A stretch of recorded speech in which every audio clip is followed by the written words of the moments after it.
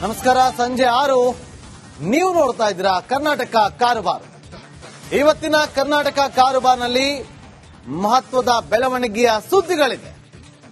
ಅದರಲ್ಲೂ ಪ್ರಮುಖವಾಗಿ ಇಡೀ ದೇಶ ಇವತ್ತು ಗೋಲ್ಡ್ ಸ್ಮಗ್ಲಿಂಗ್ನತ್ತ ಚಿತ್ತ ನೆಡುವಂತೆ ಮಾಡಿದ್ದು ಸಿಬಿಐ ಎಂಟ್ರಿ ಕೊಟ್ಟ ಬೆನ್ನಲ್ಲೇ ಡಿಆರ್ಐ ಅಧಿಕಾರಿಗಳು ನಟಿ ರನ್ಯಾ ರಾವ್ ಅವರನ್ನ ಕಸ್ಟಡಿಗೆ ತೆಗೆದುಕೊಂಡು ವಿಚಾರಣೆಗೊಳಪಡಿಸಿದಾಗ ಪ್ರಶ್ನೆಗಳ ಮೇಲೆ ಪ್ರಶ್ನೆಗಳನ್ನ ಕೇಳ್ತಾ ಹೋದ್ರು ಕೂಡ ಯಾವುದಕ್ಕೂ ಸಮಂಜಸವಾಗಿ ರನ್ಯಾ ರಾವ್ ಉತ್ತರವನ್ನ ಕೊಡ್ತಾ ಇಲ್ಲ.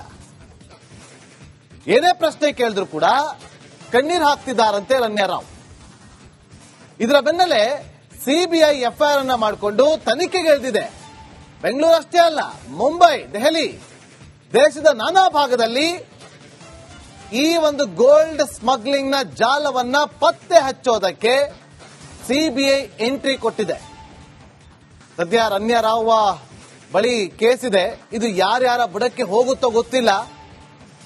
ರಾಜಕಾರಣಿಗಳಿದ್ದಾರೆ ಅಂತ ಹೇಳಲಾಗ್ತಾ ಇದೆ. ಐಪಿಎಸ್ ಅಧಿಕಾರಿಯೊಬ್ಬರ ಹೆಸರು ಕೂಡ ತಳುಕು ಹಾಕಿಕೊಂಡಿದೆ.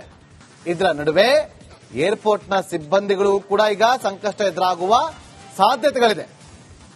ಈ ಸುದ್ದಿ ಇದರ ಜೊತೆಯಲ್ಲಿ ಇವತ್ತು ಎಐಸಿಸಿ ಅಧ್ಯಕ್ಷರಾಗಿರುವಂತಹ ಮಲ್ಲಿಕಾರ್ಜುನ್ ಖರ್ಗೆ ಅವರು ಡಿಕೆ ಶಿವಕುಮಾರ್ ಅವರಿಗೆ ಒಂದು ಸಿಗ್ನಲ್ ಕೊಡ್ತಾರೆ. ಅದೇನು ಅಂತ ಹೇಳ್ತೀವಿ. ಅದೆಲ್ಲದಕ್ಕಿಂತ ಮುಂಚೆ ಈ ಕ್ಷಣದ ಹೆಡ್ಲೈನ್ಸ್.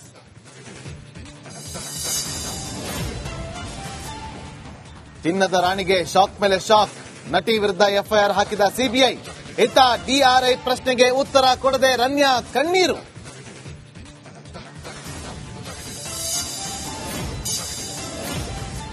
ಕಾಂಗ್ರೆಸ್ ಬಂಡಾಯ ಬೇಗದಿಗೆ ಬೇಸತ್ರ ಖರ್ಗೆ. ಒಟ್ಟಾಗಿ ಹೋದ್ರೆ ಕೆಲಸ ಇಲ್ಲ ಸಂಕಷ್ಟ.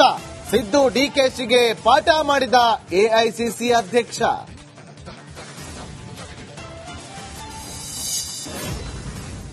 ಬೇಸಿಗೆ ಬಂದಿಲ್ಲ, ಕಾವೇರಿಯಲ್ಲಿ ನೀರಿಲ್ಲ, ದುಬಾರಿಯಲ್ಲಿ ಬೋಟಿಂಗ್ ಸ್ಥಗಿತ. ಕೊಡಗು ಜನರಲ್ಲಿ ಹೆಚ್ಚಾಯಿತು ಆತಂಕ.